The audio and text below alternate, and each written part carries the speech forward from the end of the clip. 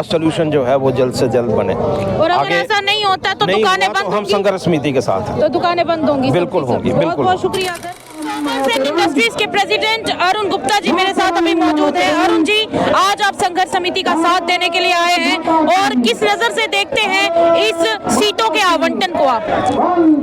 देखिए, जम्मू जो है वो माँ वैष्णो देवी के सहयोग से, उनके आशीर्वाद से यहाँ के बिजनेस चलते हैं, यहाँ की जनता जो है वो सुरक्षित रहती है। लेकिन जिस तरह से श्राइन बोर्ड का एक निर्माण किया गया उस समय माननीय जगमोहन जी द्वारा, जो उस समय के गवर्नर थे, वो ये सोच के था कि जो लोग माँ वैष्णो देवी के दर्शन के लिए आते हैं उनको किस तरह से सहूलियत जो है वो मिलनी चाहिए, वो नहीं मिल पा रही थी। जो उस समय वहाँ पर जो लोग काबिज थे, जिन लोगों ने उस पर कंट्रोल किया हुआ था, वो लोग जो हैं वो भक्तों को भी परेशान करते थे, आने वालों के साथ अच्छी तरह से व्यवहार नहीं करते थे। मुझे लगता है कि वही सोच लेकर के माँ वैष्णो देवी श्राइन बोर्ड का जो है वो निर्माण किया गया। लेकिन हालात जो हैं समय के साथ बदले। जो नए पहले उस समय जो लोग यहाँ पर आए तो उनका जो फोकस था वो केवल मात्र इतना था कि जो लोग यात्रा के लिए आते हैं किस तरह से उनको सहूलियत जो है वो दी जा सकती है। क्योंकि जितनी भी चढ़तल आती है माँ वैष्णो देवी दरबार में, जितनी भी चढ़तल आती है वो सिर्फ और सिर्फ हिंदू लोग जो वहाँ पर जो जाते हैं, वहाँ पर दर्शन के लिए जाते हैं, आस्था को लेकर के जाते हैं, तो उन्हीं की चढ़तल के साथ ये सारी चीज़ें बनती हैं। लोगों का कहना है कि क्योंकि चढ़ावा हिंदुओं का है तो फिर सीटों के मामले में भी ज्यादातर सीटें हिंदुओं के बच्चों को दी जानी चाहिए। देखिए, हम तो ये कहते हैं कि मेडिकल कॉलेज की ज़रूरत नहीं है, क्योंकि श्राइन बोर्ड का निर्माण जो है वो सिर्फ और सिर्फ जो भक्त हैं माँ वैष्णो देवी के, उनकी सहूलियत के लिए। भाई उनको क्या सहूलियत दी जा सकती है? जो बाहर से आ रहे हैं यहाँ पर उनके ठहरने की व्यवस्था कैसे की जा सकती है?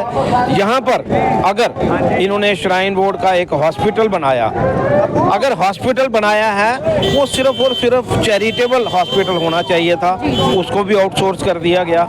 ये श्राइन बोर्ड का आइन जो है वो नहीं हो सकता। कॉन्स्टिट्यूशन ये पढ़ने की ज़रूरत है, उसको समझने की ज़रूरत है कि हमारा जो फोकस होना चाहिए वो केवल मात्र जो है वो लोगों की सेवा होनी चाहिए, लोगों की सहूलियत होनी चाहिए। लोगों को जो हम लोग जो हैं चैरिटेबल के क्या क्या काम कर सकते हैं उसके ऊपर फोकस होना चाहिए।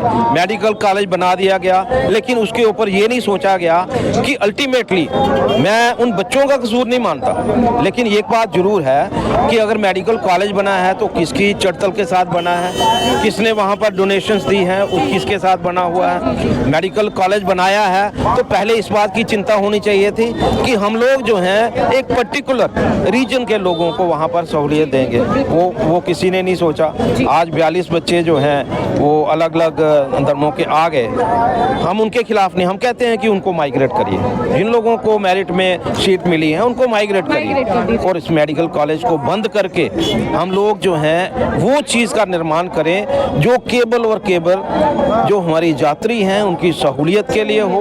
और अगर हमें लगेगा कि हम लोग जो हैं इतनी कलेक्शन कर रहे हैं कि हमने एक चैरिटेबल मेडिकल कॉलेज बना सकते हैं, चैरिटेबल मेडिकल हॉस्पिटल बना सकते हैं, उसका निर्माण होना चाहिए। सिर्फ चैरिटेबल ये नहीं होना चाहिए जिस तरह से ये हुआ है।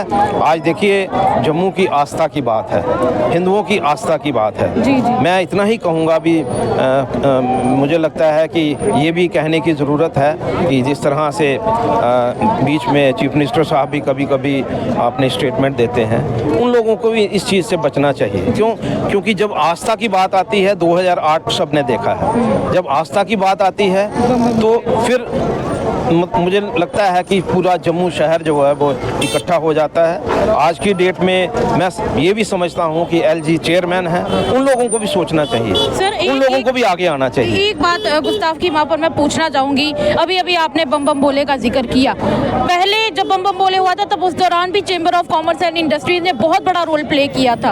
अगर आज फिर से वैसी सिचुएशन बन जाती है तो आप बतौर प्रेसिडेंट क्या करेंगे और किस तरीके से चेंबर साथ देने वाला है? बिल्कुल, हम लोग जो है हैं आज जो यहाँ पर जो इनका श्राइन बोर्ड की जो भी यहाँ पर समिति बनी है, हम उनके साथ हैं। जी बिल्कुल। जब जम्मू की बात आएगी, जम्मू क्योंकि हम लोग रिप्रेजेंट करते हैं जम्मू को, जम्मू के लोग अगर अग्रीव्ड हैं, जम्मू के लोगों के ऊपर इस तरह की जो कार्रवाई है उसको थोपा जा रहा है, तो हम जम्मू का अलग होकर के नहीं देख सकते। तो समय आने पर बम बम बोले की तरह दुकानें बिल्कुल हम लोग जो हैं वो पूरी तरह से संघर्ष समिति के साथ हैं, और मेरा इतना ही कहना है, इतना ही मत है कि इमीडिएटली इन चीज़ों को रोकने के लिए गवर्नमेंट को भी आगे आना चाहिए, श्राइन बोर्ड को भी आगे आना चाहिए, और हिंदुओं की जो आस्था इस समय आहत हुई है, मुझे लगता है कि एक बार फिर एक मौका है श्राइन बोर्ड के पास भी, गवर्नमेंट के पास भी, कि हम लोग जो हैं वो जो मंजर है जो हमने 2008 में देखा है उसको रिवाइव ना होने दें। ये उनको ही अब इसके ऊपर डिसीजन करना है। मैं आपके माध्यम से इतना ही कहूँगा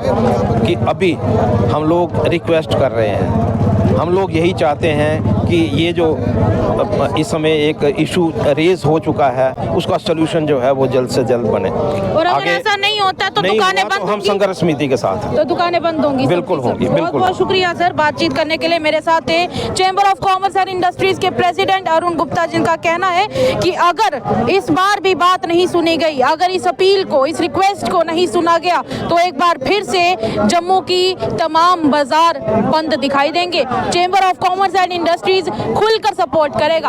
आने वाले समय में क्या देखने को मिलता है, आने वाला वक्त बताएगा। फिलहाल के लिए इतना ही। आप क्या सोचते हैं, अपनी राय हमारे साथ जरूर साझा कीजिएगा, और ऐसी खबरों के लिए द अर्थ न्यूज़ के पेज को लाइक और फॉलो करें।